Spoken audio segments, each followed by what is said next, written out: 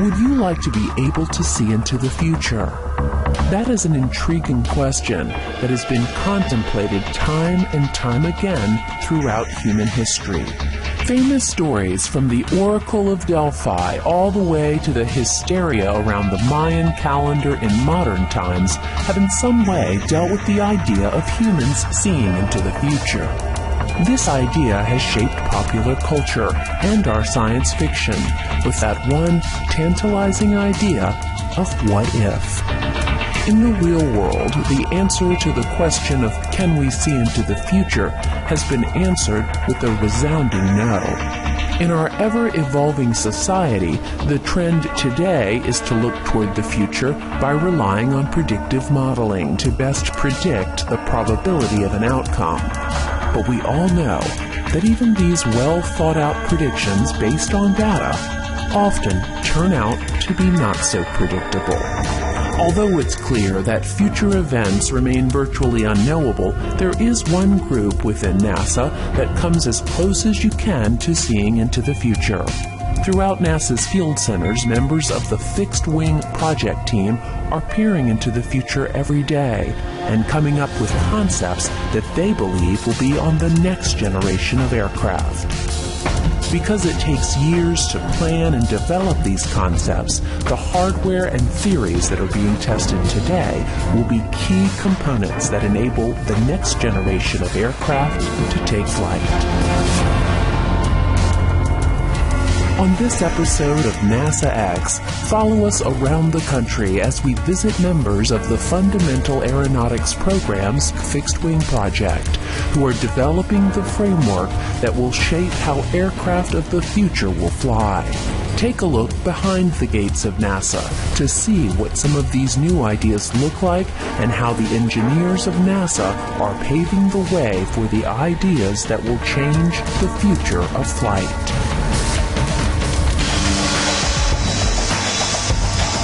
To the untrained eye, most of the aircraft of today look very similar.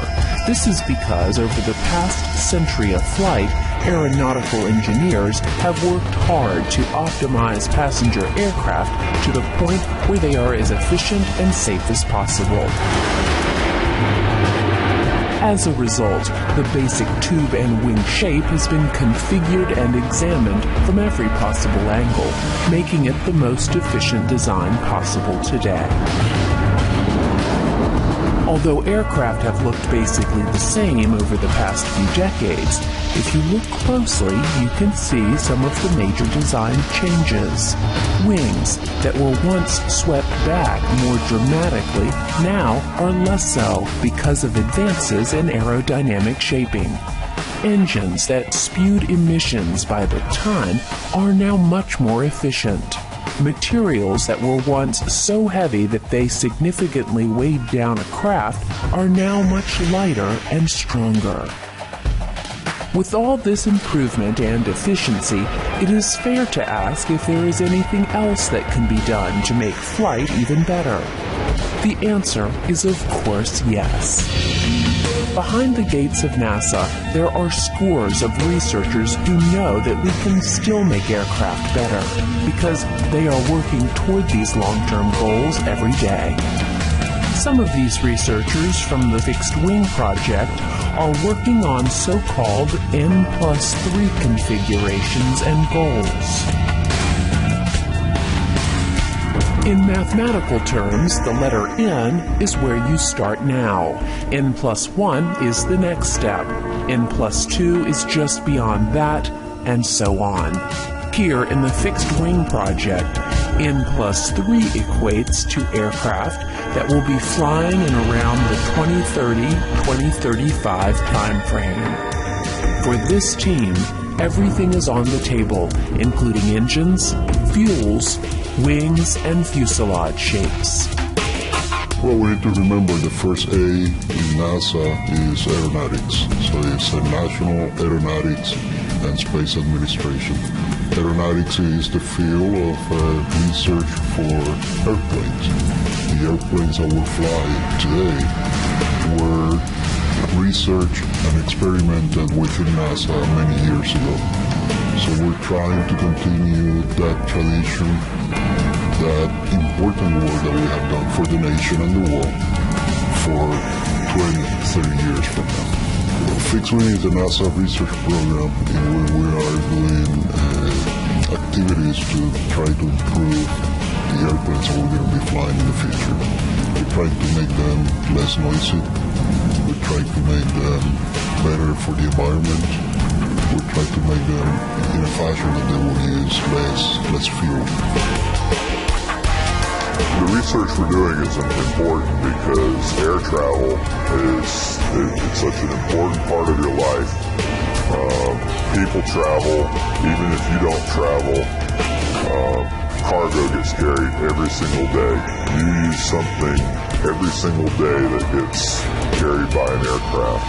It's part of our way of life these days, and it often gets taken for granted.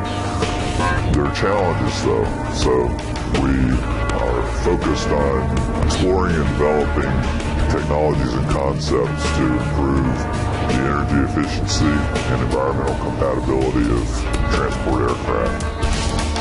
With this mandate to significantly lower noise and emissions and increase performance for subsonic aircraft, there will be a need to address virtually every aspect of the current aircraft configuration, including developing new materials and engines, testing alternative fuels, and even changing the fundamental shape of the aircraft. All across the country, fixed-wing researchers are doing just that. Major advancements are being made into the understanding of how future aircraft will fly. Because there are so many areas of study, let's first look at something that has the potential to be used today as well as in the 2030 time frame: alternative fuels. On this beautiful morning at NASA Dryden in California's high desert, a test called ACCESS, or the Alternative Fuel Effects on Contrails and Cruise Emissions Test, was performed to study the effects of alternate biofuel on engine performance, emissions, and aircraft-generated contrails at altitude. For this test, 2 aircraft were flown in tandem. The first is NASA's DC-8, which will be burning an alternative fuel.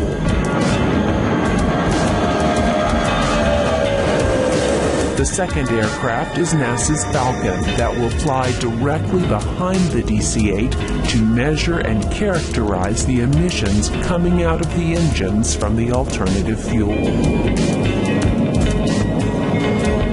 Here is NASA's Bruce Anderson to explain. NASA's role is in assessing the combustion characteristics of alternative fuels, as well as determining how these fuels will affect the performance and emissions from aircraft. To understand how aircraft affect the climate, we need to make measurements of cruise altitudes. So the focus of ACCESS, or the alternative fuel effects on contrails and cruise emissions, was to fly behind the DC-8 in flight and look at its emission and contrail characteristics as we changed from standard jet fuel to a fuel that was a blend of a fuel that was made from camelina plant oil and also added 50% of Jet A to that. There's some other groups out there. Tyson Foods is making a biodiesel and biojet fuel from chicken fat that they sweep up on the processing plant floors. So there's a number of different ways of making these alternative fuels. All of them result in a fairly clean kerosene that doesn't have nearly the contaminants in it that the fuels from refineries do. The fundamental thing is the aircraft has to retain its performance characteristics when you burn fuel. You can't have any drop in power. The fuel also has to have similar characteristics in terms of density and volume to kerosene. So what we're looking at is drop-in fuels. A lot of the fuel systems on the aircraft are designed to rely on the aromatics in the fossil fuels to swell the seals to make them leak tight. So when we fly an alternative fuel, we have to mix it with standard fuel to retain those properties. Otherwise, the fuel would just leak out of the aircraft. And then the second thing we're looking at is just the emission characteristics. By that I mean the amount of pollutants generated per kilogram of fuel burn. After the first few flights, it was shown that using these types of alternative fuels could significantly reduce emissions at cruise altitudes, particularly soot emissions. Work continues to better understand how to use these fuels and how to make them even more efficient for future aircraft.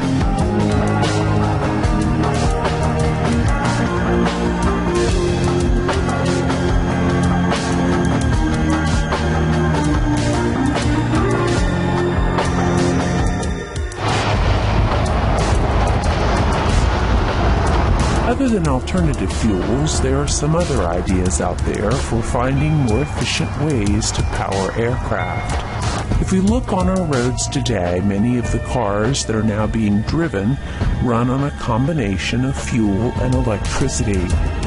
The idea that aircraft could do this seemed far-fetched only a few short years ago, but today, this idea is gaining traction. There are several ideas on how to do this, so let's take a look at a few. Here, the team is looking over a new Boeing aircraft design called Sugar Bolt. This unique design has several interesting changes, like the truss brace wings that have the potential to reduce the drag of the wings by making them longer and thinner. Because thin, long wings have the tendency to flex more, designers have included a clever, efficient truss structure to support them. This design has the potential to reduce drag and weight, thereby making the craft more efficient to operate. At first glance, those unique structural changes may look like the biggest game changer for this type of aircraft. But the Sugar concept holds another surprise as well. In the case of the Sugar concept, what's less obvious to the eye when you see it is that it has an unconventional propulsion system. It's a hybrid gas-electric concept that's closer to what you see in a Prius. It has batteries and a gas turbine engine technology. It requires advances to battery technology, but those are happening throughout the world independent of the aerospace industry, and we're trying to leverage that. We do it on cars, we should be able to do it on airplanes eventually.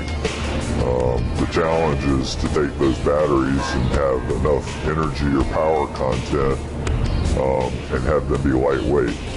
Where we are today, I think, is we're at the dawn of the age where we can start to see electric propulsion or hybrid electric propulsion. And you'll see it on smaller aircraft first before you see it on the large commercial transports. But that's what we're working towards. That's good for cleanliness, it's good for noise, it's good for energy efficiency. Has its challenges, and that's why we're working on it, that's why it's not being done today. The idea behind this vehicle is to have its twin engines burn fuel when great power is needed, like at takeoff.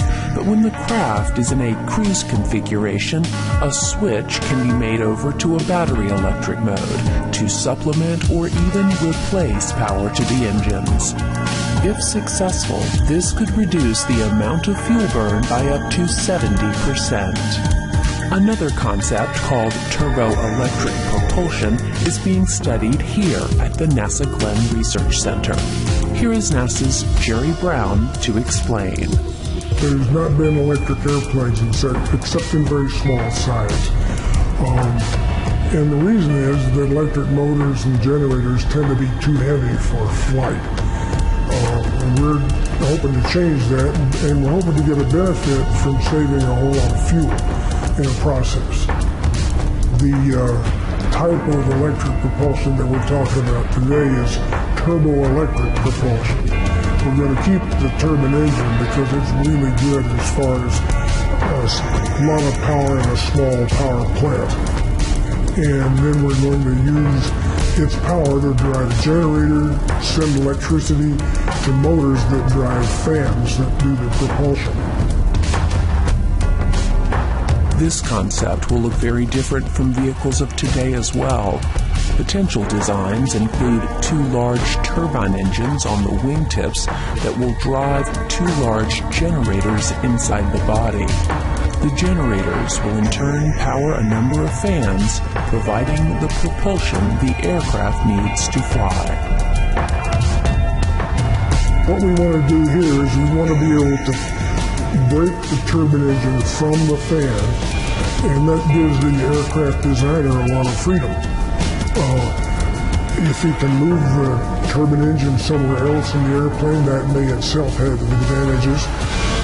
The engine and the fans don't have to turn at the same speed, and you don't even have to have the same number of fans.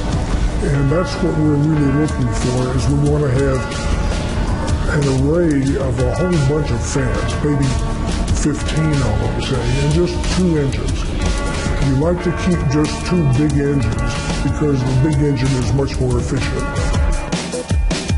This idea is intriguing, but big changes need to be made to make it viable. One major challenge is the need to reduce the size of the generators, because the generators of today are way too big to fit on an aircraft. One idea that the NASA team is looking at is a way to remove the current type of copper windings in the generator and replace it with superconducting material. This change would allow the generators to shrink, making them viable to fit on future aircraft.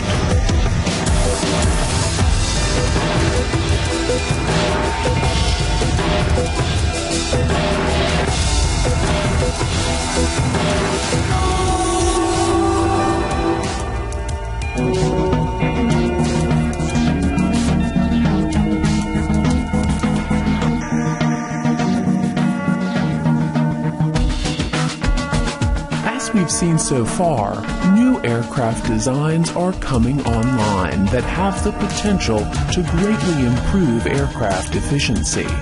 Another of these revolutionary designs has come out of a joint MIT and NASA study. This unique design is called the double bubble and has the potential to reduce fuel burn by up to 70% as well. So the MIT-8 double bubble design was something that's we've been working with MIT for a number of years on that. The idea there is to take some of the lift that you would normally get from the wings and try and move that to the fuselage. Another thing that's done to enable laminar flow on this vehicle is to reduce the sweep of the wings. It is easier to maintain laminar flow if the wings, instead of being swept back like a lot of modern commercial transports, are more sort of perpendicular to the side of the body of the plane. Another aspect of the D8 that we didn't really discuss is something you can see in these pictures behind you. You can see the picture on the right, which comes from CFD. The engines are what we call in the potted configuration. They're potted separately off to the side. The idea is we hope to get an airstream that's relatively untainted by what's happening over the airplane, a fresh airstream to go into that engine and create our propulsion. The image in the middle, on the other hand, the engines have been moved to inside that high tail configuration. And by doing that, we actually get some benefits. If you can use the engines to refill that area, dead air behind the plane, you have a chance at being more efficient in terms of propulsion for that vehicle, given a certain amount of fuel. We're trying to sort of push the envelope, see what is the maximum benefit that could be obtained by this kind of a configuration to understand what's really possible in terms of fuel savings. Aiding much of the work is improved computational fluid dynamics and wind tunnel testing. Right here in this building, we have Pleiades supercomputer, which is one of the largest supercomputers in the U.S. and in the world. It has 200,000 processors working on the problem if you use the whole machine on one problem. So it's a very large machine, and we need that very large machine because we need to do very big problems here at NASA. The Aeronautics Research Directorate that we're using it for is to try and simulate the flow over these N+3 configurations. So in order to capture all the detail you'd see on a vehicle like this, including what's going on inside the combustors of the engines and things like that, you need to have a lot of grid points to resolve all the fluid motion inside those engines, over the airplane, and having that many grid points to resolve all that physics in 3 dimensions creates very large computational grids that require very big machines to advance the equations that govern the fluid motion and get these CFD, computational fluid dynamics solutions that we use to make our assessments. Aerodynamicists of today are able to model ideas on computers, which allows them to test many different configurations before a wind tunnel model is ever built. Once a design is agreed upon, a wind tunnel model can then be fabricated and tested. This process was used for the double bubble as well, but the wind tunnel test showed surprising results.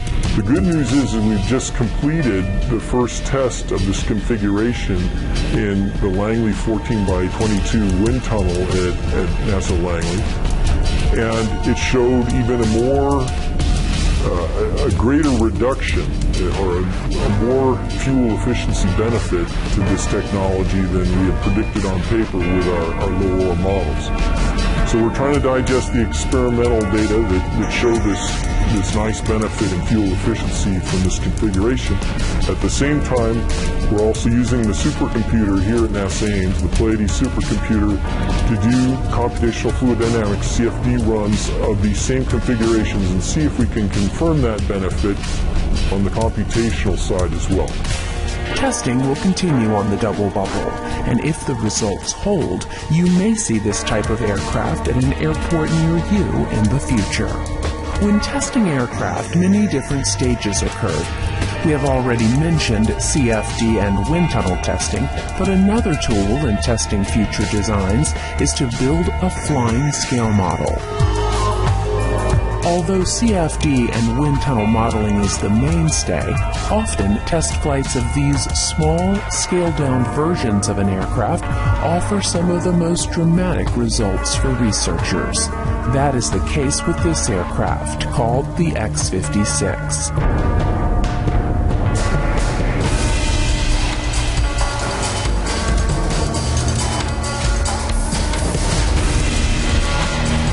This aircraft is being used as a test bed to understand how different wing configurations work and how a unique idea called active control may be used in the future. The whole concept behind the X-56 is that they've long known that a very long wingspan vehicle is more efficient than short wingspan vehicles. Problem is, though, when you get a very long wingspan, you start to get into issues with flutter modes that start to creep into the vehicle, so that the wing will go unstable and in extreme cases will rip off the vehicle. To get around that problem, you can use active flight controls to suppress those flutter modes. Active control is you put things like accelerometers within the wing, and as soon as you sense that the wing is starting to get into these flutter modes, you use the control surfaces behind the wing to damp that out. So the airplane, as it's flying, is continually fighting these modes and keeping the wing straight and stiff. Then you can build a lighter, longer wingspan vehicle that is more efficient. This vehicle, as funded by the Air Force, was built as a multi-utility technology test bed. They call it the MUT for short, and it is built to do a lot of different kind of testing in aeronautics. The wings are removable. You can put on a stiff wing, you can put on a flex wing, you could do a joined wing configuration. We can learn quite a bit from testing this kind of vehicle. Right now the focus is on flexible wing and active control of flexible wings. But in the future there are many experiments that can be done with this vehicle.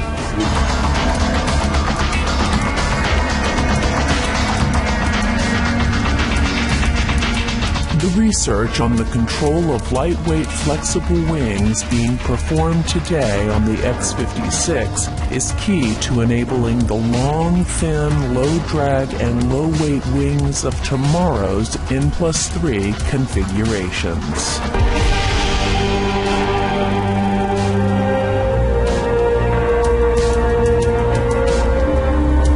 Much is going into understanding what it will take to improve the already incredibly efficient aircraft of today into ultra-efficient vehicles of the future. Although we don't have all the answers yet, it's clear that NASA and its brilliant engineers and researchers are helping to lead the way to a safer and more efficient way to travel. We are nowhere near the maximum that we can get out of this industry. And there is a lot of work to do, and that's what my team is doing. That's what we're doing within NASA, and I cannot wait for the future.